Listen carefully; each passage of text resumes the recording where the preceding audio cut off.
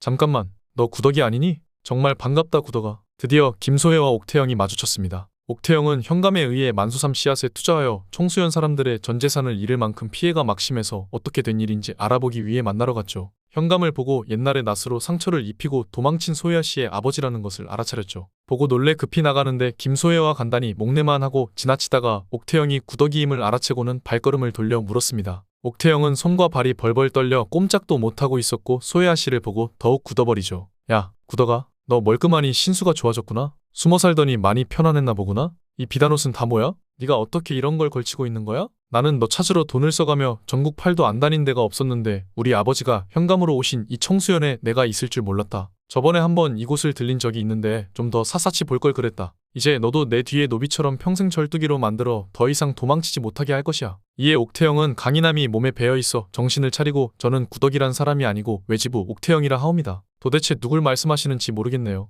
옛날에 도망칠 수 있게 도와준 절뚝이 노비를 보고 말을 삼켰습니다. 얼른 자리를 뜨려고 하자 김소혜가 위협적으로 다시 앞을 가로막으며 말하길. 야, 나는 한 번도 너를 잊은 적이 없어. 너가 내랑 어렸을 때부터 옆에 붙어서 몸종을 해왔는데 너의 목소리와 용모 하나하나 모르는 게 없는데 어디 앞에서 발뺌을 해. 내가 구덕이가 아니면 도대체 누구란 말이냐? 옥태영은 침착하게 다시 한번 말씀드리지만 구덕이가 아니라 저는 외지부 옥태영입니다. 또한 저는 어렸을 적부터 아버지와 청나라를 다니며 조선에는 있지도 않았습니다. 저와 많이 닮은 자인가 봅니다. 이제 헛소리는 집어치우시고 저는 이만 가보겠습니다. 계속 이러시면 저 또한 참지 않을 것입니다. 일이 당당하게 나오는 옥태영을 보고 김소혜는 순간적으로 내가 틀렸나? 생각을 해 일단 놔주고 자신의 아버지 김낙수에게로 달려갑니다. 여기서 천승희를 마주치며 한 번 더 반가워합니다. 이 청수연에 왼수 2명이 다 있다니. 하지만 김낙수는 사기꾼 취급을 받으며 멱살을 잡혀 정신없이 실랑이를 하는 도중에 천승희 또한 성윤겸으로 김소혜를 속이고 급히 나오게 됩니다. 김낙수는 김소혜의 말을 들어줄 여유가 없었죠. 옥태영은 나가는 도중 다리에 힘이 풀려 잘 걷지 못한 채 있을 때 찾으러 나갔다가 돌아온 만석이를 만나고 뒤따라 나오는 천승희와 집에 빠르게 갑니다. 김소혜는 김씨 부인을 따로 만나게 됩니다. 옥태영에 대해 묻기 시작합니다. 부인이 청수연 부인들의 모임인 자모의 대표라 듣고 자리가 자리인 만큼 이 청수연의 정보에 대해서는 모르는 것이 없을 듯 하여 일이 찾아왔습니다. 그러자 김씨 부인은 무언가 쎄한 느낌을 받고 왠지 멀리하고 싶어졌습니다. 그녀와 더 이상 엮이지 않기 위해 겸손하게 얘기를 합니다. 저는 대표는 맞습니다만 소식 및 정보에 대해서는 많이 알지 못합니다. 만약 무언가 궁금하신 게 있어 저를 찾아오셨다면 제가 아니라 홍씨 부인을 찾아가 보시는 게 더 빠를 듯합니다. 그런 김소혜는 말을 들은 채도 하지 않고 가지고 있던 구더기의 용모가 그려져 있는 그림을 펼쳐 다시 묻습니다. 김씨 부인은 아무런 악감정도 없이 능청스럽게 이 사람은 옥씨 부인 같은데요? 무슨 일로 옥씨 부인을 찾고 계십니까? 라고 대답합니다. 그러가 김소혜가 너무나 어이없고 당황하며 구더기가 부인이 됐다고요? 이녀는 저희 노비입니다. 우리 아버지 얼굴에 낫으로 상처를 내고 저한테는 몹쓸 짓을 하고 도망간 노비가 이 시골 마을에 꽁꽁 숨어 들어서 부인 행세를 했다니. 이 청수연 사람들이 노비에게 모두 속고 있는 겁니다. 거짓말을 밥 먹듯이 하는 년입니다. 걔가. 그러자 옥태영을 욕하는 김소혜를 보고 화가 난 김씨 부인이 말합니다. 지금 도대체 누구를 흉보고 계시는지 모르겠군요. 옥씨 부인은 이곳 청수연에 가뭄이 들면 제일 먼저 곳간을 열어서 백성들에게 쌀과 음식을 내어주고 억울한 일을 당한 자가 있으면 발 뻗고 나서서 무료로 변론을 해주는 부인입니다.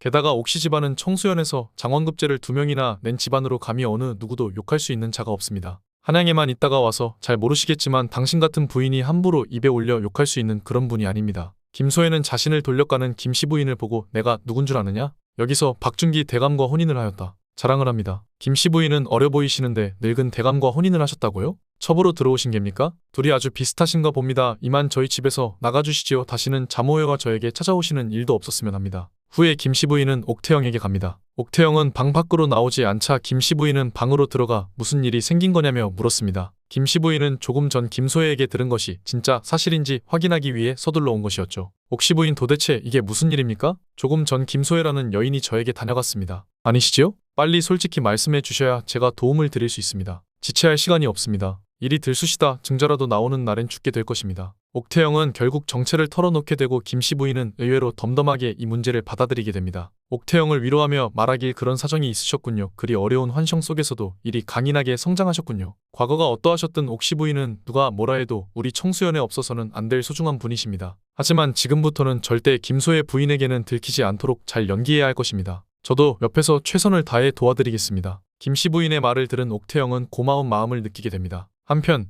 천승위와 노비즈인 만석이 그리고 막심이와 도끼는 옥태영의 정체를 알고 있었죠. 그래서 지금 현재 상황이 위급한 것임을 인지하였고 어떻게 해결해 나갈지 생각을 하다가 천승위가 마지막이자 제일 큰 판을 만들어 보고자 합니다. 자신이 해왔던 전기수로 마무리를 지어보자고 합니다. 즉시 노비즈는 배우들을 모집하게 됩니다. 이에 옥태영에게 도움을 받았던 사람들이 알아서 찾아오게 됩니다. 힘들어하는 것도 잠시 만수삼 씨앗 사건에 피해본 자들이 다같이 옥태영을 찾아오게 됩니다. 청소년 사람들 거의 대부분이 당했으니 힘들어하는 시간도 없이 전부 사건 접수를 하게 됩니다. 그러던 와중에 홍씨 부인이 옥태영을 찾아옵니다. 현감의 말에 속아 적극 만수삼 씨앗 투자를 하게끔 한장 본인이었죠. 이에 큰 위기에 닥쳐 도움이 필요해 옥태영을 찾아온 것이었죠. 홍씨 부인이 옥태영에게 저와 함께 현감에게 같이 가주면 안 됩니까? 저로 인해 남편과 저의 가문이 피해와 난감해졌습니다. 저는 정말 모르고 도왔을 뿐 이렇게 사건이 커질 줄은 몰랐습니다. 한 번만 도와주세요. 옥태영은 홍씨 부인이 한 번도 부탁한 적이 없었고 이번에는 청수연 전체가 들썩이는 정말 큰 사건이기에 고민에 빠지게 됩니다. 현감은 김낙수이기 때문에 대응을 잘할 수 있을지 마음을 세게 먹고 가야 할 상황이었죠. 옥태영은 마음을 크게 먹고 현감을 한번 만나봐야겠다고 생각하여 같이 김낙수 현감 앞으로 가죠. 김낙수 현감은 김소혜에게 구더기가 외지부 옥태영으로 있다며 얘기를 들은 상태였고 구더기로 대하게 됩니다. 하지만 옥태영은 더 강하게 나가게 됩니다. 제가 그리 구더기라는 자와 닮았습니까? 김낙수는 이 당당한 모습에 오히려 당황하며 대응을 하지 못하게 되며 옥태영은 만수삼 씨앗 사건에 대해 더욱 더 몰아붙이게 됩니다. 김낙수 현감은 실력으로 들어온 자가 아니기에 계속 어쩔 줄 몰라하며 자리를 피하게 됩니다. 지금까지의 모습을 전부 지켜보고 있던 진짜 성윤겸이 나타나게 됩니다. 성윤겸은 청나라에서 아직 해야 할 일이 있어 돌아가지 못한다고 하였죠. 이 목적이 청수연에 있게 되며 다시 돌아와서 상황들을 모두 지켜보고 있었습니다. 박준기 대감과 관련이 있을 것으로 보이는데요. 박준기 대감은 예전 금광 사건 때도 아이들을 이용하여 금을 캤었죠. 이번에는 아이들을 청나라로 인신매매를 진행하고 있었습니다. 만수삼 씨앗 말고도 애심단의 노비 및 아이들을 청나라에 팔고 있었던 것이었죠. 성윤겸은 청나라에 팔려오는 애심단 및 아이들을 구해내느라 돌아오지 못하고 있었죠. 이에 만행의 출처가 바로 박준기 대감의 소행으로 밝혀지며 청수연으로 돌아와 각을 잡고 있었습니다. 천승위와 노비즈가 계획하고 있는 이 큰 판에 같이 합류하여 빠져나갈 수 없게 만듭니다. 심란하던 옥태영 근처에 개주기가 나타나게 됩니다. 개주기는 바로 옥태영의 아버지입니다. 옥태영의 아버지 개주기는 오랜 시간 떠나 있다가 딸이 보고 싶어 다시 주막으로 찾아갔는데 주막은 이미 불타서 사라져 있었고 그 뒤로 잘못되지는 않았는지 옥태영을 애타가 찾아 헤매는 중이었습니다. 개주기 또한 몇 년 동안 전국 팔도를 돌아다닌 끝에 청수연에서 옥태영을 발견하였지만 밝고 강인하게 외지부 옥태영으로 살아가는 모습에 주위만 맴돌고 가까이에서 얼굴만 몰래 보고 있었습니다. 주위에 있다가 지금 힘들어하는 상황과 계획들을 전해 듣게 되죠. 그때 힘들어하는 옥태영의 모습을 보고 이대로 가만히 있을 수는 없겠다 싶어서 한양으로 올라가게 됩니다. 성도겸과 차미령이 한양으로 올라가는 모습까지 지켜본 개주기는 직접 이 소식을 전하러 올라간 것이죠. 성도겸과 만난 개주기는 이 소식을 전부 전했죠. 소식을 들었으나 성도겸은 개주기를 보고는 누구신데 옥태영의 소식을 전해주시는지 물어봅니다. 이에 개주기는 예전에 큰 도움을 받은 적이 있다고 거짓말을 하죠. 성도겸은 먼 길 올라오신 분이라 극진하게 대하려고 하였으나 호련히 사라져 버리고 맙니다. 지체할 시간 없이 성도겸은 다시 청수연으로 갈 준비를 하죠. 단 혼자서가 아닌 다같이 가야 한다는 것을 인지하고 할머니께 찾아갑니다. 성도겸과 차미령이 옥태영이 큰 위기에 빠져 있다는 소식을 전해받으며 할머니와 같이 청수연에 와서 강력한 증인과 옥태영이 맞다는 것을 증명하게 됩니다. 그리고 뜻밖의 귀인이 있었습니다. 바로 옥태영의 오라버니가 등장하게 됩니다. 이번 만수삼 씨앗 사건과 성윤겸이 해야 할 일인 노비인 아이들을 청나라로 팔아 넘기는 일이 임금께 성도겸이 상소문을 올리게 됩니다. 이로 인해 임금은 문제의 심각성을 인지하고는 청수연의 암행어사를 급파하도록 하였고 그 암행어사는 옥태영의 오라버니였습니다.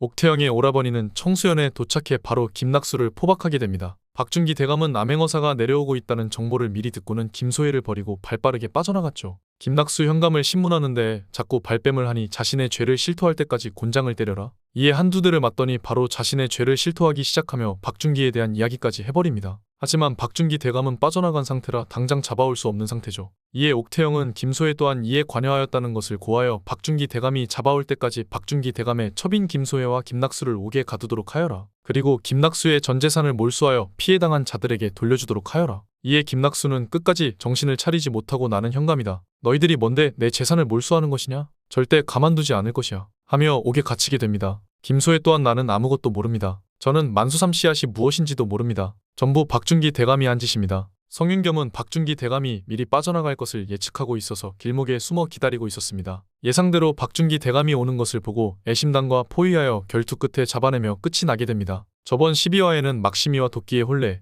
천승위의 장원급제, 성도겸과 차미령의 한양행 등 일을 보고 이렇게 행복한 나날들이 아니었나 싶었습니다. 천승희와 노비지의 큰 판과 옥태영의 정면 돌파, 옥태영 오라버니의 암행어사의 활약 그리고 김낙수 현감과 김소혜, 박준기 대감의 몰락이 큰 기대감을 모읍니다. 마지막에 김낙수 현감과 소혜아 씨와의 만남의 13화를 간절히 기다리게 되었습니다. 시간이 없어도 한 장면도 빼먹을 수 없는 옥시부인전. 오늘 영상 재밌으셨다면 구독과 좋아요 부탁드립니다.